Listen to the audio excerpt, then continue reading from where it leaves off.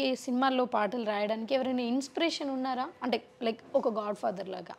నేను వేటూరు గారి దగ్గర పనిచేశానండి కొన్నాళ్ళు. ఇన్స్పిరేషన్ ఆయనే గాడ్ నాకు ఫాదర్ గురువు. ఇన్స్పిరేషన్ అంటే చాలా మంది, సినిమా పాటే నాకు ఇన్స్పిరేషన్. చిన్నప్పుడు పాటల పుస్తకాలు కొనుక్కుని నోట్స్లో పెట్టుకుని దాచుకుని దాన్ని రిఫర్ చేస్తూ ఉండేవాడిని. బాలసుబ్రహ్మణ్యం గారు పాడిన పాటల పుస్తకం ఒకటి ఉండేది నా దగ్గర.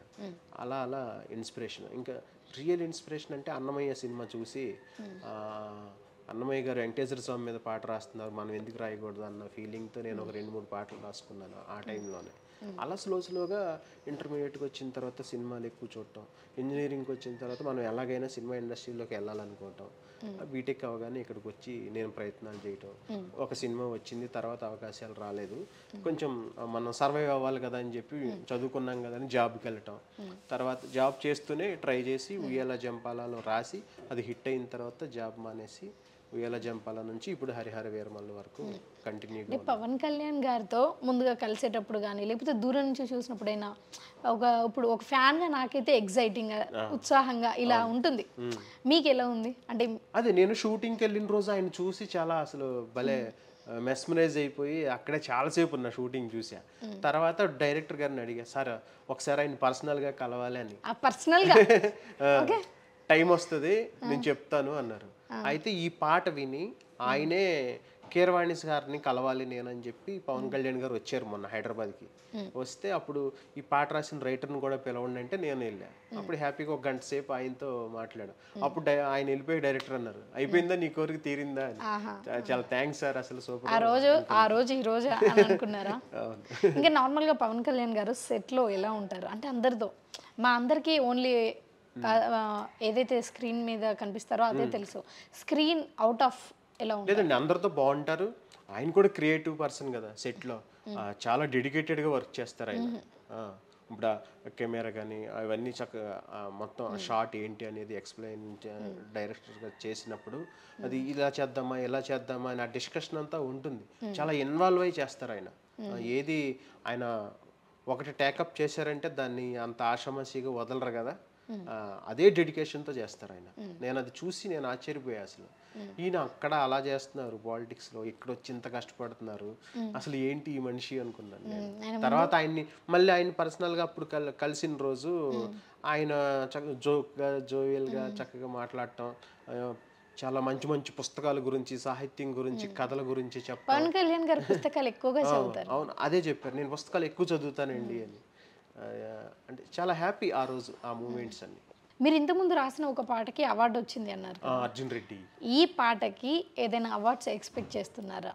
నేనేం ఎక్స్పెక్ట్ చేయట్లేదండి, వస్తే హ్యాపీ. అంటే అదే ఒక థాట్ ఉంటుంది కదా, ఈ పాటకి రావాల్సింది, ఇంత కష్టపడ్డాను. అది మన చేతిలో ఉండదండి. ఇది అంటే జనాలు బాగా ఆదరించి ఒక స్థాయికి వెళ్తే కొంచెం లిరిక్స్ కూడా బాగానే ఉన్నాయి అంటున్నారు కాబట్టి. యాక్చువల్లీ మీరు ఈ పాటకి రాయడం మీరు ఎప్పుడు స్టార్ట్ చేశారు? అంటే ఈ సినిమా స్టార్ట్ అయిపోయి ఎప్పుడో 5 సంవత్సరాలు అవుతుంది కదా, సో ఇది ఫస్ట్ కృషి గారి డైరెక్షన్లో స్టార్ట్ అయింది. తర్వాత ఎప్పుడైతే జ్యోతికృష్ణ గారు టేకప్ చేశారో, జ్యోతికృష్ణ గారికి నేను ఆల్రెడీ రాసి ఛాన్స్ ఎప్పుడు వచ్చింది? జ్యోతికృష్ణ గారు వచ్చాకే. ఓకే, జ్యోతికృష్ణ గారు వచ్చాకే వచ్చింది. ఎందుకంటే నాకు ఆయనే కదా పరిచయం. ఆయనకి నేను సమ్మోహండ పాట రాసి ఉండబట్టి కొంచెం ఆ ఇంప్రెషన్ తో నాకు అది కూడా హిట్ అవ్వడంతో అది హిట్ అవ్వటం, ఆయన నన్ను నమ్మారు. ఆయన నన్ను నమ్మినందుకు నువ్వు, నేను కీరవాణి గారికి చెప్పాను జాగ్రత్త నా పరువు తీకు అయినవాడు ఆయన. లేదు సార్ నేను చేస్తాను సార్ అన్న. అది మొన్న కీరవాణి గారే స్టేజ్ మీద జ్యోతిని పిలిచి, జ్యోతి నీకు థ్యాంక్స్, ఎందుకంటే ఒక మంచి రచయితను నాకు పరిచయం చేసావు అన్నారు ఆయన స్టేజ్ మీద. అంతకంటే ఇంకేం అవసరం లేదు.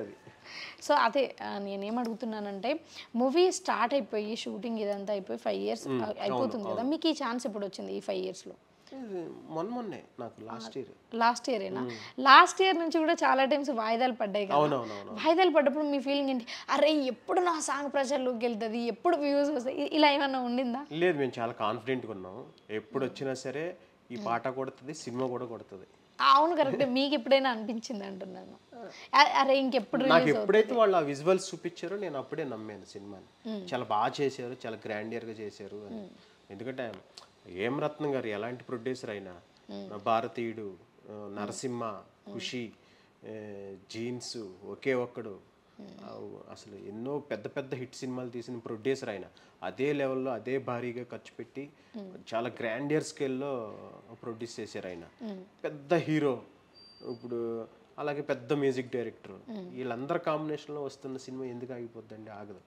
చిన్న చిన్నవి వస్తాయి, వాటిని అన్నింటినీ దాటుకుని ఇప్పుడు 12వ తారీఖున ఆల్రెడీ థియేటర్లకు వచ్చేస్తుంది సినిమా. ఈ 12వ తారీఖుకి థియేటర్స్ ఎలా ఉండబోతాయని మీరు అనుకుంటున్నారు? థియేటర్స్ అన్ని దద్దరిల్లిపోతాయి అనుకుంటున్నాను నేనైతే. ఎందుకంటే హరిహర వీరమల్లు వీర విహారం చేస్తాడు ఆ రోజు. అసలు ఎన్ని రోజుల నుంచి ఫ్యాన్స్ ఎదురు చూస్తున్నారు ఈ సినిమా ఎప్పుడు వస్తుంది అని.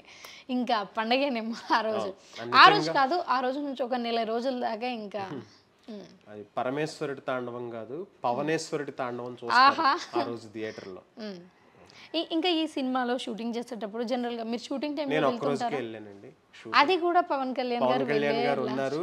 పవన్ కళ్యాణ్ గారు షూట్ ఆ రోజుతో లాస్ట్ అయిపోతుంది అన్నారని వెళ్ళాను నేను. పవన్ కళ్యాణ్ గారికి క్యారవాన్ అవి అసిస్టెంట్లు ఇలా ఎంతమంది ఉంటారండి? ఉంటారండి. సాధారణంగా చెప్పండి ఏమవుతుంది? నేను లెక్క వేయలేదండి నాకు. ఓకే అంటే మా లెక్కకు మేము ఒక 50 మంది అనుకోవచ్చు. ఏమండి తెలియదు నాకు. తెలియదండి. ఎందుకంటే నేను సెట్లోనే చూసి క్యారవాన్ దగ్గరికి వెళ్ళలేదు నేను. ఇప్పుడు ఆయన డిప్యూటీ సీఎం, ఆయనకుండే సెక్యూరిటీ ఆయనకు ఉంటారు కదా. అవును ఉంటారండి. మేము ఏమన్నా మాకు అదే కావాలి, సెక్యూరిటీ ఉండాలి, సెక్యూర్ గా ఉండాలి. నేను పాట రాసిన రైటర్ నండి. సెక్యూరిటీ ఎంతమంది ఉన్నారు అవి నాకు తెలియదు కదా. ఓకే అండి, మేము ఒక అభిమానిగానే అడిగాము. మాకు మేము నాకు తెలిస్తే దేవుళ్ళగా భావించి మేము ఒక భక్తులుగా అనుకుని అడిగాము. మా దేవుడు ఎలా ఉన్నారు, బాగున్నారా? మీ దేవుడు సూపర్ అండి, బాగా చేశారు. అసలు మమ్మల్ని కూడా చాలా ఎంకరేజ్ చేశారు. హ్యాపీ. మాలాంటి వాళ్ళకి అవకాశం రావడం అనేది చాలా గొప్ప కదా ఆయన సినిమాలో.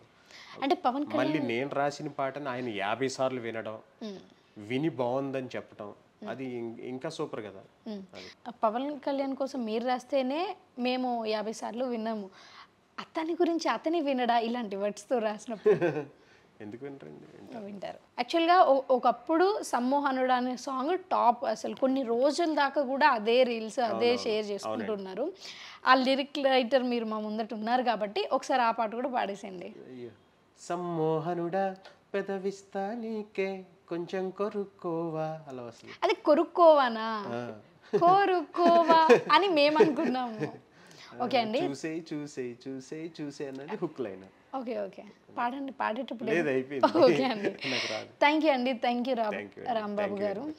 Thank you for your interview and I hope that ఇది హరిహర వీరమల్లు కథ జూన్ 12కి ఈ సినిమా థియేటర్లలో దద్దరిల్లిపోతుంది.